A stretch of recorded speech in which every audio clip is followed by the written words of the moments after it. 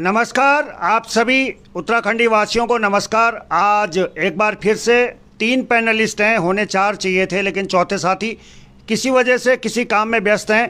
पहले आप लोगों का परिचय करवा देता हूं। पहाड़ी शहजाद अली जी हैं लेफ्ट में, जो लोक साक्ष्य न्यूज़ चलाते हैं। बहुत बहुत स्वागत है आपका।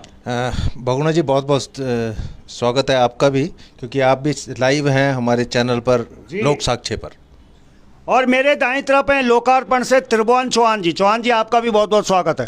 बहुत बहुत धन्यवाद आपका पर्वतवाणी के सभी दर्शकों को, और लोकार्पण में भी आप सब लोगों का बहुत बहुत स्वागत, और साथ में लोक साक्ष्य पे भी बहुत बहुत धन्यवाद आप सब लोगों का जुड़ने के लिए। तो एक बार हम साउंड की क्वालिटी चेक कर देते हैं और बने रहिएगा, कहीं जाइएगा मत, क्योंकि आज हम बात करने वाले हैं यूके SSSC पर। के मित्र कह रहे थे त्रिभुवन चौहान जी कि भाई लोकार्पण, पर्वतवाणी, लोक साक्ष्य, पर्वत जन बीपीडीओ मामले में खामोश क्यों है। तो सबसे पहले मैं आपके पास आना चाहूंगा, ये इतनी खामोशी क्यों थी इस मामले में?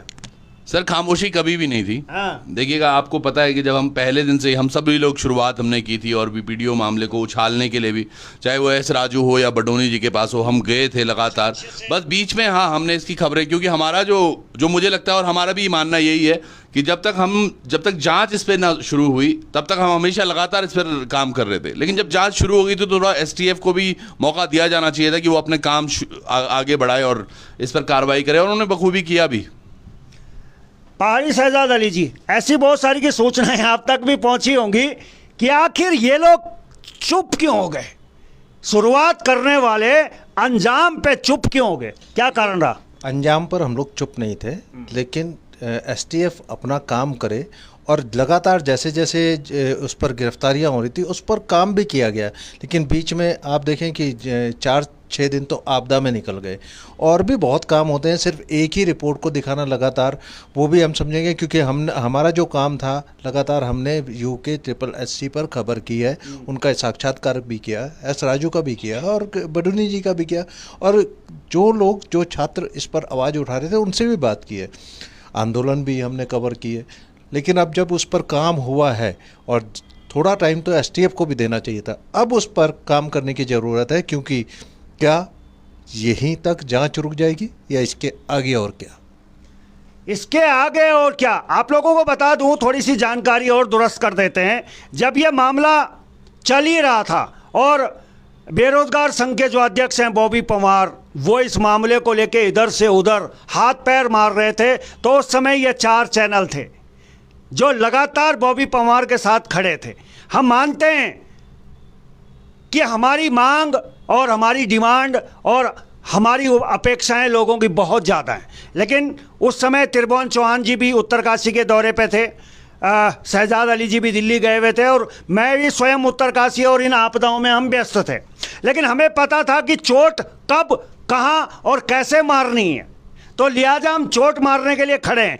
त्रिभुवन चौहान जी, एक सवाल आपसे ये है कि हाकम सिंह पकड़ा गया, छोटे मोटे प्यादे पकड़े जा रहे हैं, लेकिन बड़ा जो खिलाड़ी है, क्योंकि एक जिला पंचायत की इतनी हैसियत नहीं है कि वो पेपर लीक करवा दे, क्या लग रहा है किस तरफ जा रही है सुई, बड़ा खिलाड़ी?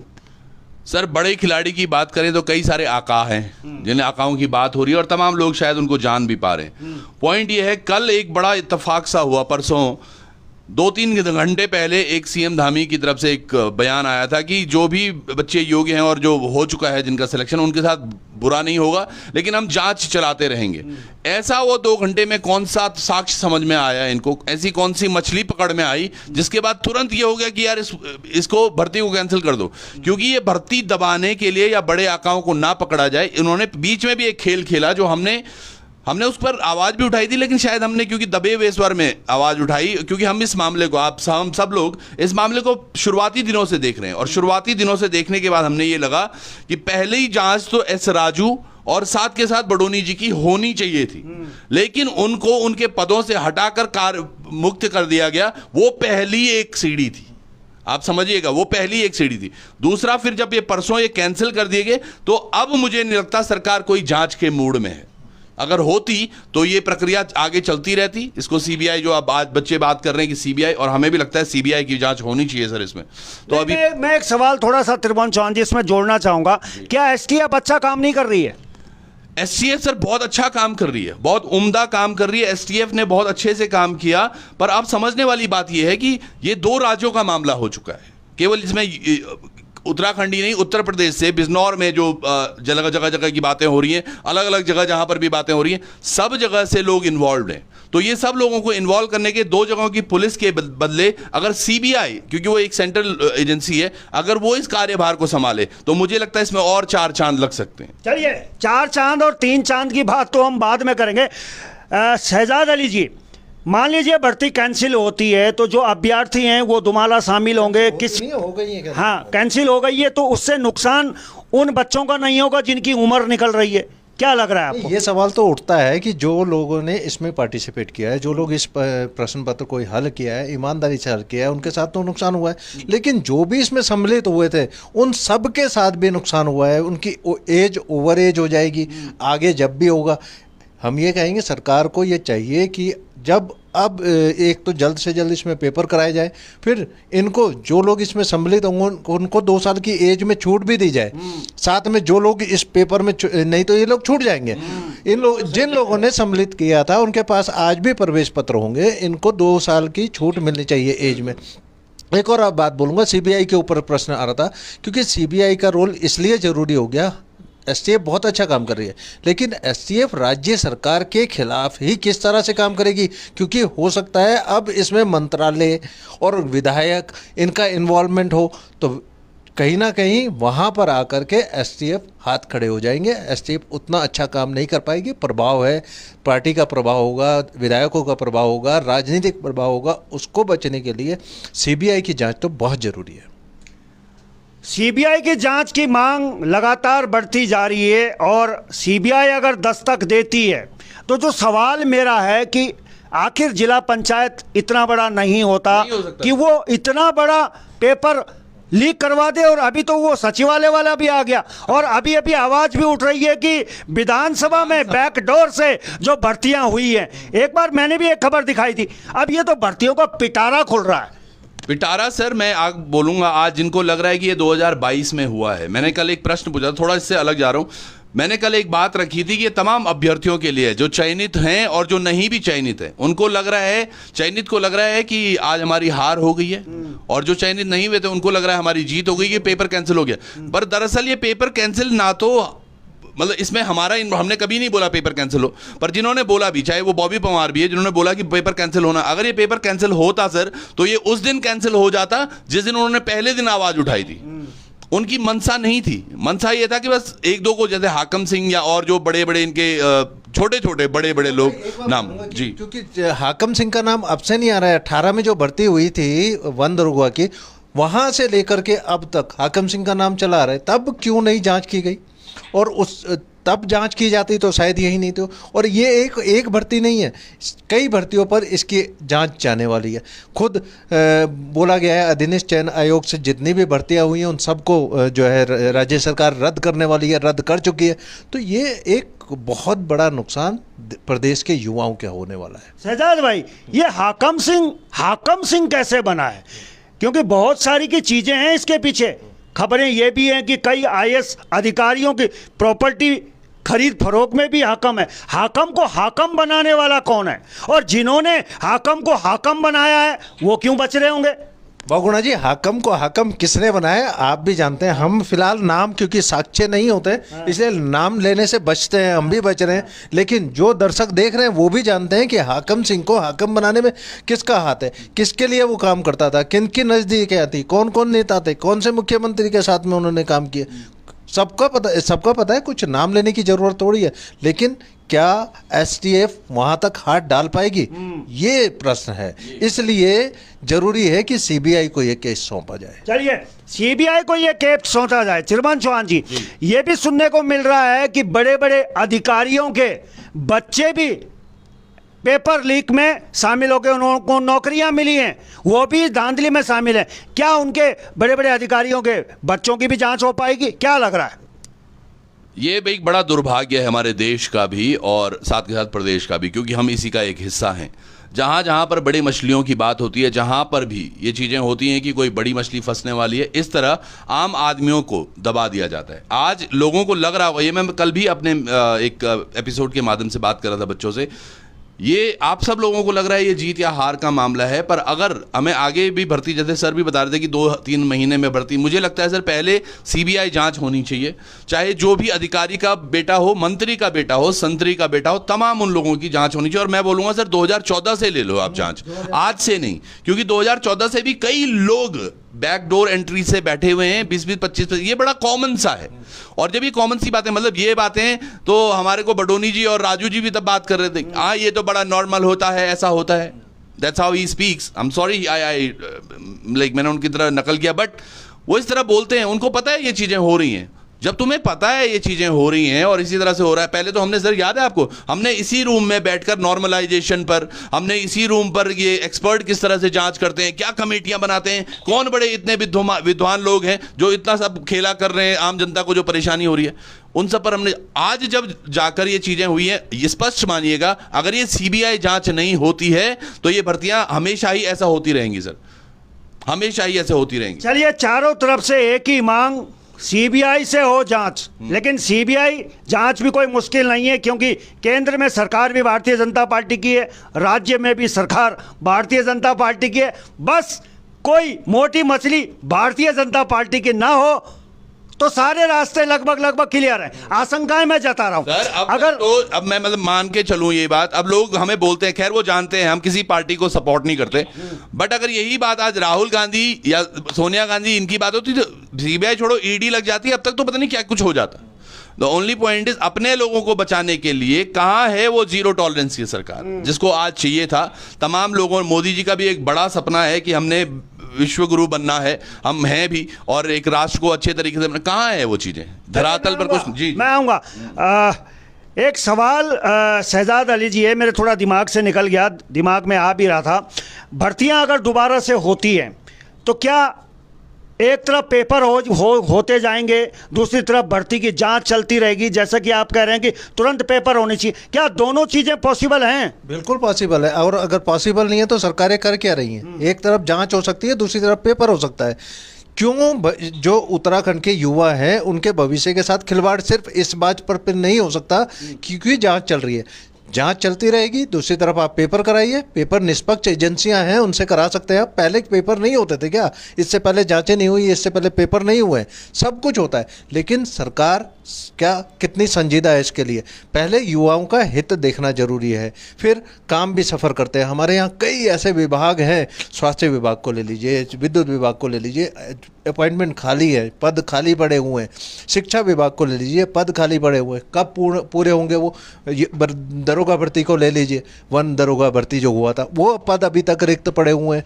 तो जब ऐसे जांच अटकती रहेगी तो वो कब पूरे होंगे, कब उनकी भर्ती होगी? कोई तो आप ऐसा पेपर करा लीजिए जिससे ये लगे कि ये पारदर्शी तरीके से भर्तियां हुई हैं। चलिए, पारदर्शियों की बात हो रही है और होनी भी चाहिए, क्योंकि बहुत छोटा सा राज्य उत्तराखंड है। त्रिभुवन चौहान जी, उत्तराखंड में भर्तियों को लेके अब पिटारा जगह जगह से खुलने लगा है, और अगर हम इस यूके SSS मामले की बात करें, BDO BPDO की बात करें, तो हम लोग और बॉबी पंवार इस मामले को बहुत लंबे समय से उछाल रहे थे, कुरेद रहे थे, लेकिन क्या आपको नहीं लगता है कि युवा मुख्यमंत्री धाकड़ धामी ने जांच कराने में बहुत लंबा समय ले लिया? इसके पीछे क्या कारण हो सकता है? ये कारण मैं बहुत बारी बता चुका हूं सर, एक बार और बता दीजिए।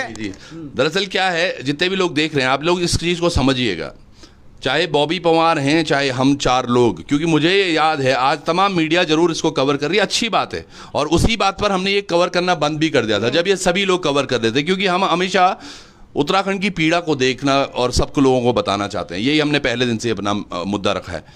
आज ये जब भर्ती घोटाला हो रहा था, जब बच्चे वो सड़कों पर थे, किसी ने उनका ज्ञापन नहीं लिया, कभी भी नहीं लिया।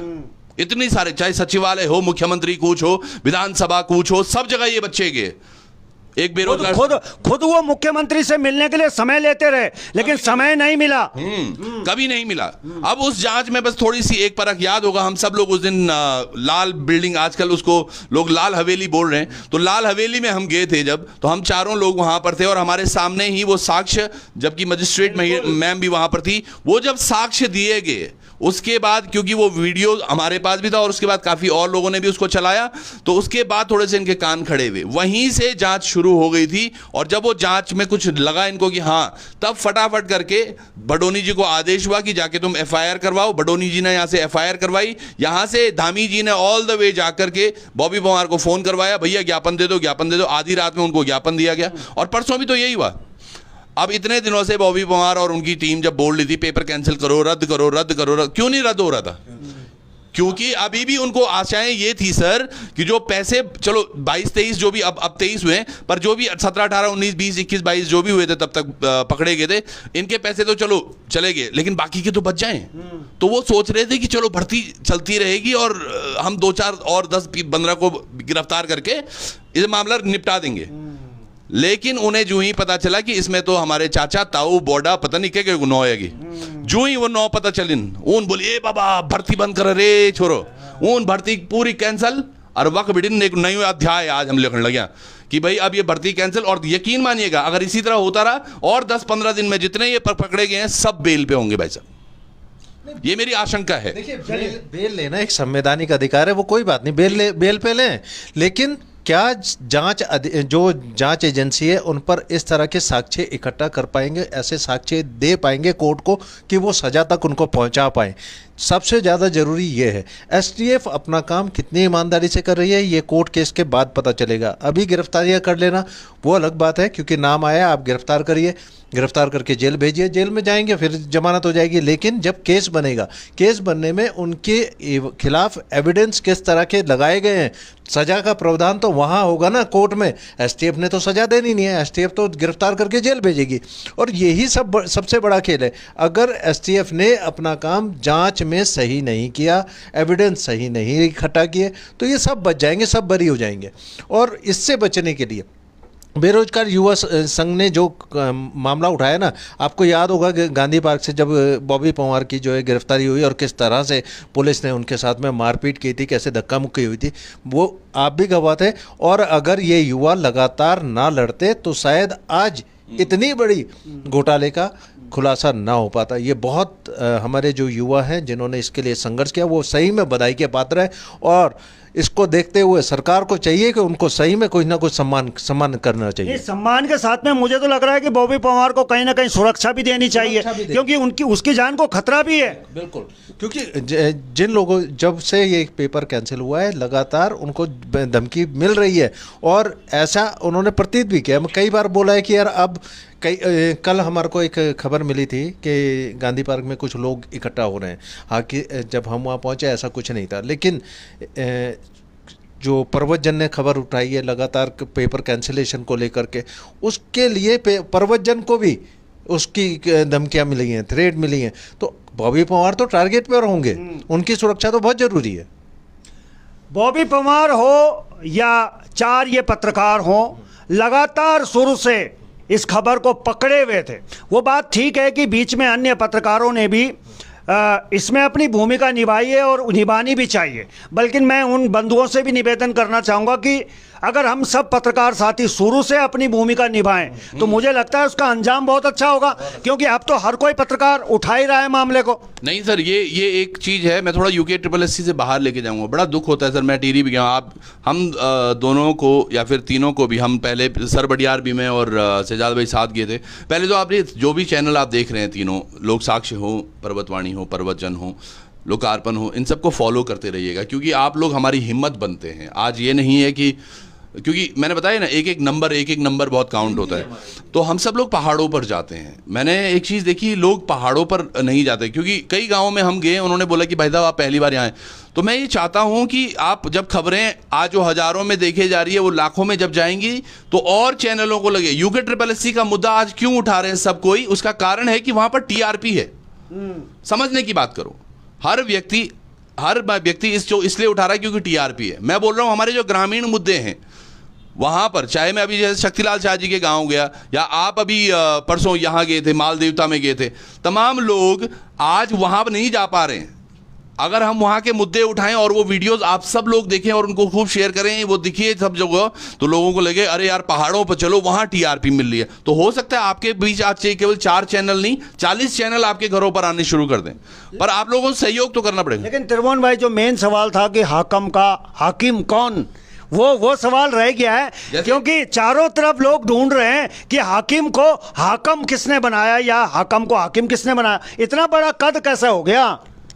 देखिए सर, ये मैं ऑफलाइन भी अभी थोड़ी देर पहले बात कर रहा था भाई साहब से, जो मेरा पर्सनल एक मानना है, ये सिस्टम हमारा इतना बुरा व्यभिचारी हो चुका है कि आज जितनी भी चीजें हो रही हैं उत्तराखंड में, उनके पीछे जो हमारा ये काला सिस्टम है वो है।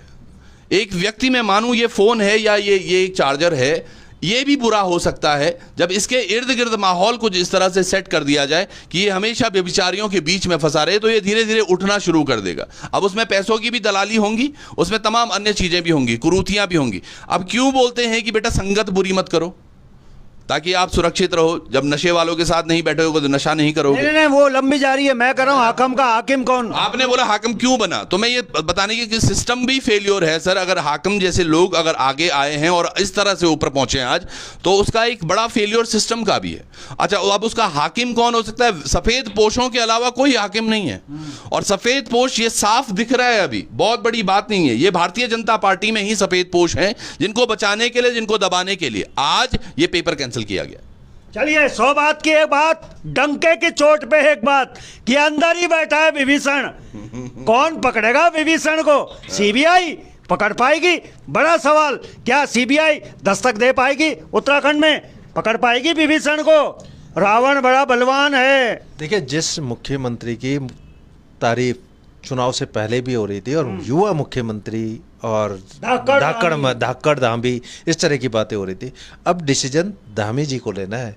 तुरंत सीबीआई की सिफारिश करें। लेकिन धामी जी भी दिल्ली से चलते हैं, तो ये तो उनकी सरकार दिल्ली से चलती है और सीबीआई हेडक्वार्टर दिल्ली में है। ये तो विडंबना रहेगी ना, क्योंकि अब पता चलेगा कि कहां से चल रही है सरकार। आज तक जो आरोप लगाते थे कि रिमोट कंट्रोल से सरकारें चलती हैं, पता चल रहा है ना सरकार कैसे चलती है। धाकड़ धामी है कि नहीं है, डिसीजन लेने के बाद पता चल जाएगा। आप इतने स्वतंत्र हैं तो सीबीआई का डिसीजन लेकर के दिखाइए, और डिसीजन लेना पड़ेगा। नहीं लेंगे तो जनता, नहीं तो युवा खुद सड़कों पर होगा। चलिए, खुद सड़कों पर आएगा। चलिए, बहुत बहुत धन्यवाद समय देने के लिए। बहुत धन्यवाद आपका भी बगुना जी, और त्रिभुवन चौहान जी आपका भी बहुत बहुत धन्यवाद। मैं सोच रहा था 2-4 कमेंट्स ले लेते कुछ आपके, क्योंकि युवा काफी देर से हमें देख रहे हैं और बहुत सारी बातें भी वो कर रहे हैं, वो चाहते हैं कि हम उनके कमेंट्स भी कुछ पढ़ें। हाँ, राम सिंह रयाल जी कह रहे हैं बिना सीबीआई जांच के पूरी सच्चाई नहीं निकल पाएगी। राम सिंह रयाल जी, हम भी वही कह रहे हैं। अभी इसमें एक कमेंट आया है कि आज की लाइव वीडियो देखकर कहो, बॉबी भाई ने कहा है कि सीबीआई जांच भी करवा के रहेंगे, तो अब बॉबी भी कहीं ना कहीं आगे आ रहे हैं और सीबीआई इन्वेस्टिगेशन की वो बात कर रहे हैं। पहले सुरक्षा की जरूरत है, सरकार को चाहिए तुरंत उनके साथ सुरक्षा उपलब्ध कराए, वरना उनकी जान को खतरा है भाई। सुरक्षा की मांग हम पत्रकार भी उठा रहे हैं। बॉबी पंवार जी को सुरक्षा मिलनी चाहिए। अरे गैरो नत्थु खेरू भी देखे हैं मैंने, सुरक्षा लिए हुए घूम रहे हैं। तो बॉबी पंवार जिन्होंने युवाओं के भविष्य को बचाया है, उनकी सुरक्षा कौन करेगा? सरकार का दायित्व बनता है। हाँ, कुछ कर मुझे भी ये लग रहा है बस अभी सारे युवाओं को एक साथ होना चाहिए। ये चयनित नॉन चयनित जो भी हैं, सब बड़ा बेकार है। मैं बता रहा हूं, आप सब लोग एक बड़ी राजनीति का भी हिस्सा बने हुए हैं, और राजनीति होती रहेंगी जब तक ये पेपर इस तरह से दलालियां इसमें चलती रहेंगी। तो सब लोग एक हो जाओ, पहले ये बात करो कि सीबीआई इन्वेस्टिगेशन यहीं से शुरुआत हो, चाहे उसमें 1-2 महीने का समय लग जाए। और ये बात आज बहुत अच्छी कही है इन्होंने कि हर बच्चे को 2 साल का टाइम और मिलना चाहिए, और मैं बोल रहा हूं चाहे 1 साल लग जाए इसमें। तमाम उन कीड़ों को बाहर निकाल फेंको, ताकि जो जख्म बना रहे हैं आज और हमारे उत्तराखंड को मैला कर रहे हैं, कुचैला कर रहे हैं, उन सबको बाहर निकाल कर फिर भर्तियां करो। 1-1, 2-2 महीने में 2 साल का टाइम देना बहुत जरूरी है। ये युवा किस बात का ये के लिए दोषी है, क्योंकि जब पेपर कैंसिल हो चुका है, इनकी एज नेक्स्ट टाइम जब पेपर भरा जाएगा, ये लोग, कई लोग होंगे जो पेपर नहीं भर पाएंगे, फॉर्म नहीं भर पाएंगे, एज आउट हो जाएगी। तो इनका तो दोष नहीं है ना, दोष सरकार का है, जिसकी वजह से पूरा पेपर खराब हुआ है, भर्तियां खराब हुई हैं। तो सरकार को चाहिए कि जितने भी लोगों ने पेपर भरा है, जितने लोग पार्टिसिपेट किया है, उनके प्रवेश पत्र के साथ उनके सबको 2 साल की छूट मिलनी चलिए चाहिए। बहुत बहुत धन्यवाद आपका। खुली छूट और खुली लूट का खेल चल रहा है बीडीओ बीपीडीओ यूके SSSC में। और अगर पहाड़ी शहजाद अली जी छात्रों के भविष्य के लिए 1 साल या 2 साल मांग रहे हैं तो क्या गलत है। तो चलिए दोनों मेहमानों का बहुत बहुत धन्यवाद। और ये कभी मत सोचिएगा कि लोकार्पण, पर्वतजन, पर्वतवाणी और लोक साक्ष्य किसी भी खबर में पीछे रहेगा। अगर हम शुरुआत करेंगे तो अंजाम तक भी पहुंचाएंगे, ये वादा है हमारा आपसे। और ये तो चलिए करते भी आए हैं सर, ये करते भी आए करते भी आए हैं। हैं। कोई भी जो खबर हो हम उसके तह तक ही गए हैं, कभी भी बीच अधूरे में नहीं उसको छोड़ा है। और ये मामला भी इसलिए बीच में हमने थोड़ा छोड़ा क्योंकि और लोग इन्वॉल्व हो चुके थे और साथ के साथ STF उस पर काम कर रही थी। चलिए चलिए चलिए बहुत बहुत धन्यवाद और जय हिंद, जय भारत, जय उत्तराखंड।